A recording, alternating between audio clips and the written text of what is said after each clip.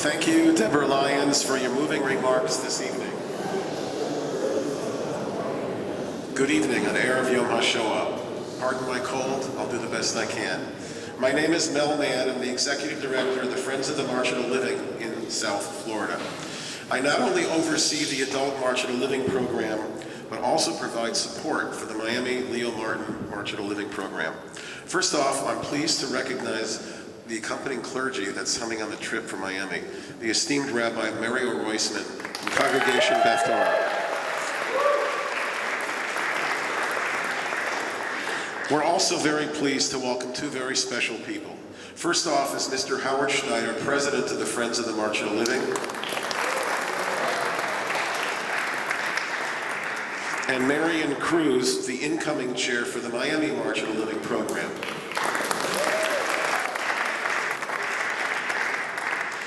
Both of their leadership abilities will greatly enrich and inspire the next generation of participants.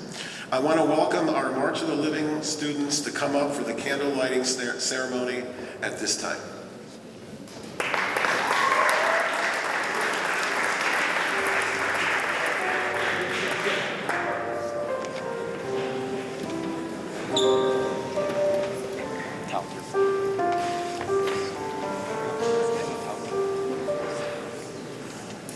Wait, should I do this or no?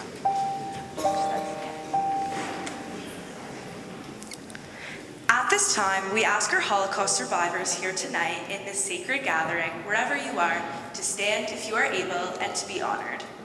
As we begin our candle lighting ceremony, we will light a shamash candle to stand as a beacon of remembrance and the precursor to our act of honoring those we've lost. As we ignite this singular flame, we call on the poignant words of the poet Hannah Senesh, a Jewish poet who volunteered in the British Army and was captured and eventually executed. Her profound reflection can guide our hearts and intentions this evening. There are stars whose radiance is visible on earth, though they have long been extinct. There are people whose brilliance continues to light up the world even though they are no longer among the living. These lights are particularly bright when the night is dark. They light the way for humankind. This shamash candle, ablaze with memory, symbolizes the enduring light of those whose lives were cut short. As we continue to light candles, let them illuminate our gathering with the collective memory we share as Jewish people and the importance to never forget. The shamash will be lit by Esther Fairbloom, in honor of Esther Fairbloom.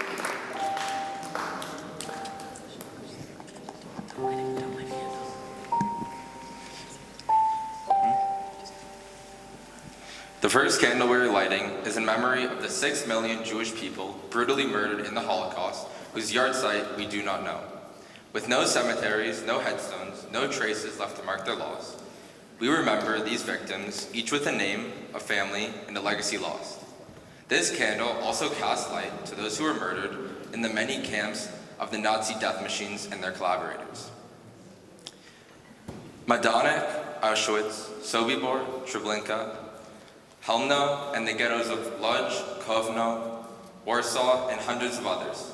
In lighting this candle, we not only honor the individuals, but the collective Jewish communities destroyed. This candle will be lit in honor of Saul Naaman.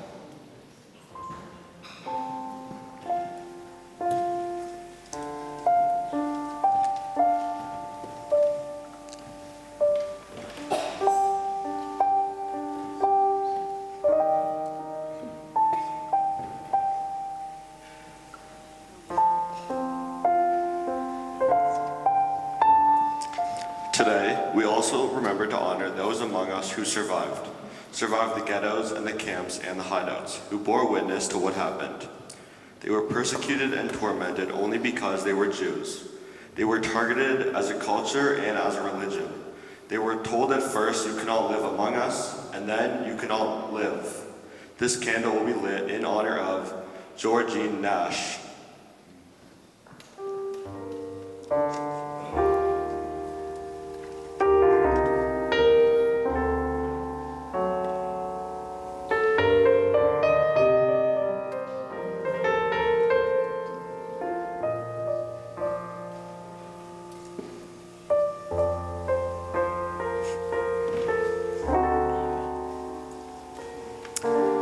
third candle is lit in solemn remembrance of the 1.5 million Jewish children who perished in the Holocaust.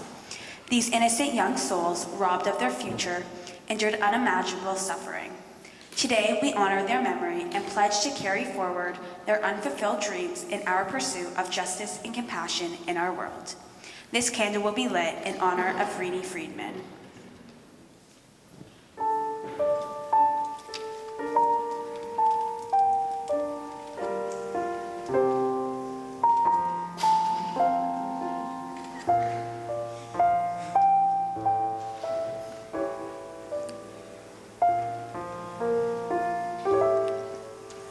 We remember and give thanks for each of the righteous of the nations and upstanders who saved lives at grave risk to their own lives and often the lives of their families, teaching us how, in the darkest night, each person can light a candle of hope.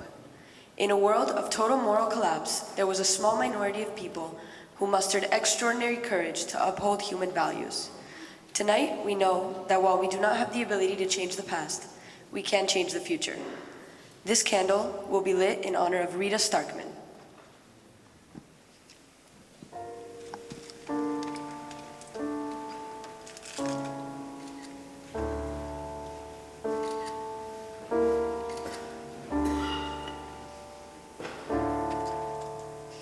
The fifth candle marks our appreciation of the importance of the existence of the State of Israel and its connection to the Jewish people in every land, throughout the ages and in contemporary times. This candle honors the past, but also shines a light on the present challenges facing the Jewish people, both in the diaspora and in Israel.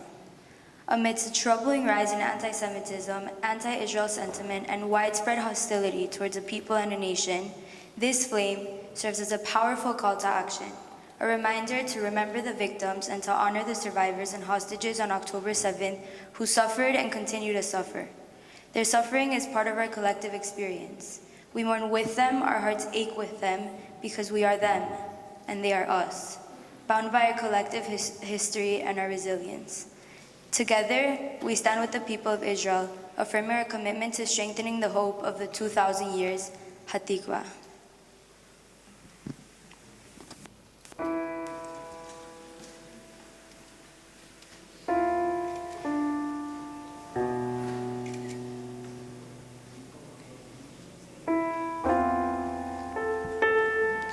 The sixth and final candle is a commitment to building a world free of oppression and intolerance, a world of freedom, democracy, and justice for all members of the human family.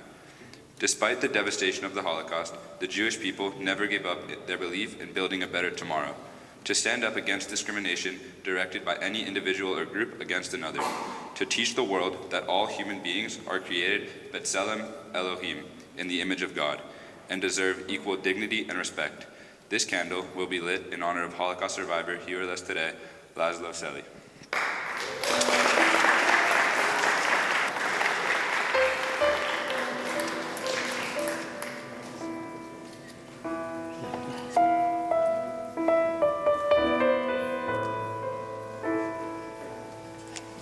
Just to say, the fifth candle was lit in honor of Holocaust survivor Nate Lipsiger.